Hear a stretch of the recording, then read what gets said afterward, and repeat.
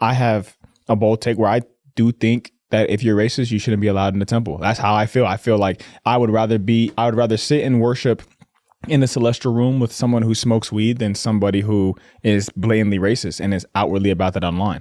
I do think that where we hold the standard of who a good person is, I feel like we do have members in the church that make justifications for racism and racist remarks online. Yeah. But someone that smokes weed, they deserve jail time. It's just like, come on, dude. Like, what are we talking about here?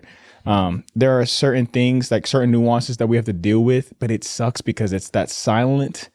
It's the loud minority that just Speaking, I mean, there's so many things, but two things that caught my ear is the loud minority and the idea of being prejudiced and temple attendance. You can't go into the temple if you have that mindset, right? You know what I think is interesting and fascinating, and no shade at this young man, is he is judging someone for being racist or being judgmental, and yet he's in the temple, and in this scenario, he's in the celestial room and judging someone. Yeah.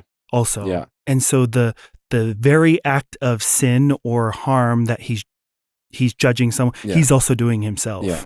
And I think the great part about my role as a son of God and as a human being here and as a member of the church is God is the judge. Yeah.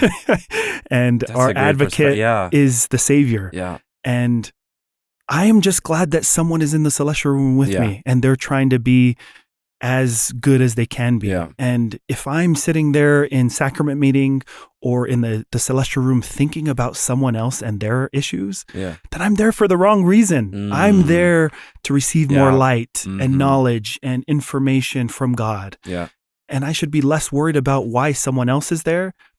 How am I to be the person to say this person is judging people and they're there to help heal and to say, hey, let me judge Yemi for who he is and not by the color of his skin. Yeah. And so I just think we as a church and the gospel and social media and what's been clickbait is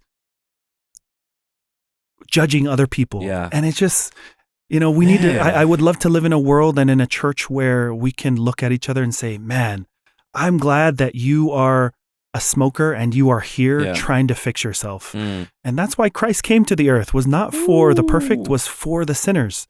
And so if they're in the temple, man, I am glad you're here. Yeah. And I'm glad I'm here because I have things that I need to fix for sure. But man, we're really trying to be better and become more like Jesus Christ. I think we just need to shut it down right now. I think this is a wrap. No,